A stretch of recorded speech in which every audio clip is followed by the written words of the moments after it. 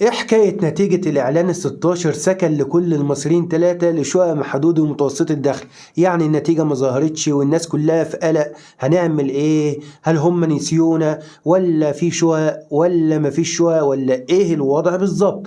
هو ده موضوع حلقة النهاردة يا صديقي، علشان أطمنك وأعرف كل الناس اللي مقدمة في سكن لكل المصريين 3 الوضع هيمشي معاها ازاي وايه اللي بيحصل بالظبط في موضوع النتيجة. خليك معايا لآخر الفيديو وما تروحش في حتة تانية علشان هتستفيد كتير. هاني الخميسي، كلام في المفيد.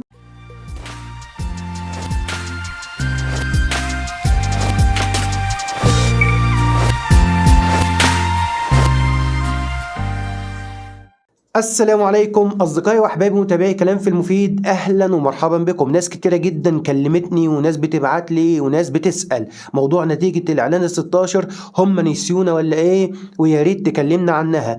بص يا صديقي، النتيجه هتظهر مفيش اي قلق. انا معاك في الحلقه دي علشان اطمنك. بالفعل الفكره كلها وما فيها ان الاعلان ده جه في اخر السنه، وكمان اعداد كتيره جدا قدمت عليه، فبالتالي علشان يحصروا الاعداد دي كلها ويفرزوا الاوراق بتاعتها ويراجعوها ويشوفوا مين منطبق الشروط او مين غير منطبق الشروط، طبيعي انها تاخد وقت. والوقت ده المتعارف عليه بيكون متوسطه 3 شهور. ال3 شهور دول مش قاعدة ثابتة، لان اللي بيراجع الورق ده بشر وموظفين في الصندوق، ممكن تزيد شوية ممكن تقل شوية حسب بقى تيسير الامور والاجراءات للفرز اللي شغال جوه صندوق الاسكان الاجتماعي ودعم التمويل العقاري. فاللي انا عايزك تعرفه ان فات الكتير وما بقي الا القليل، كلها ايام بسيطه وتلاقي الرساله جات لك او تدخل على موقع وتعرف النتيجه، وهتظهر النتيجه وهتعرفها وهتقدر تحدد ان شاء الله مصيرك ايه. وفي كل الاحوال لازم تبقى عارف، سواء انت استلام فوري او استلام خلال 18 شهر، مش هتستلم في يوم وليله. طبيعي جدا انت بتتعامل مع دوله واجراءات واداريات وحاجات كتيره جدا هتعدي عليها. حتى لو استلام فوري ده لسه في مراحل كتيره جدا لازم تمشيها واحده واحده وبطريقه صح، ولازم تاخد الدوره بتاعتها جوه الجهاز الاداري في الدوله علشان تكمل الاجراءات بتاعتها صح.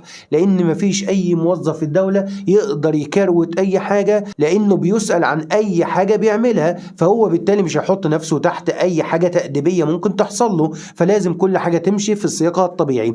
فالشاهد من الموضوع واللي عايز اوصله لك، النتيجه ان شاء الله اتوقع انها ممكن تظهر النهارده، بكره، خلال اسبوع، خلال 10 ايام، خلال 20 يوم، خلال شهر، هتلاقيها ظهرت ومفيش اي قلق. وبعد ما تظهر بقى النتيجه، الاوراق بتاعتك هتبدا تتحول لشركه استعلام لو انت ان شاء الله استلام فوري، ولو انت استلام بعد 18 شهر هتبدا برضو الاسماء بتاعتك تروح لمكاتب البريد وتنزل على السيستم علشان تقدر تدفع الدفعه ربع سنويه بتاعتك. ولو انت عايز تعرف تفاصيل اكتر عن النتيجه وكل حاجه هتحصل معاك الايام الجايه، ولو لا قدر الله اتضح انك غير منطبق الشروط هتعمل ايه، ولو منطبق الشروط بالتفصيل هتعمل ايه، كل الكلام ده انا وضحته باستفاضه في الفيديو ده، وهخليه يظهر معاك دلوقتي فوق في الاي وهسيبه لك في الوصف تحت الفيديو. اسمعه علشان هيلخص لك كل حاجه الايام الجايه، وهتعرف منه الوسائل كمان اللي هتعرف بيها النتيجه بطريقه قانونيه صحيحه سليمه. ومش عايزك تقلق، وباكد عليك هتعرف النتيجه، ولو غير منطبق هتتحول لمنطبق ان شاء الله، ولو منطبق هتكمل اجراءاتك باذن الله بطريقه صح وهتستلم الشقه. بس تابعني في الحلقات الجايه لان انا هشرح لك كل خطوه كامله متكامله بكل تفاصيلها بطريقه قانونيه صحيحه سليمه. وده اللي انا حبيت اوصله لكم في فيديو النهارده علشان اطمن الناس اللي بتسالني كتير جدا عن نتيجه الاعلان 16 سكن لكل المصريين 3 لمحدود ومتوسط الدخل. نقول لكم دمتم في رعايه الله وامنه. ما تنسوش بقى الشير للفيديو عشان تفيدوا الغير، واشتركوا في القناه وفعلوا زر الجرس عشان يوصلكم كل منشوراتي اول باول.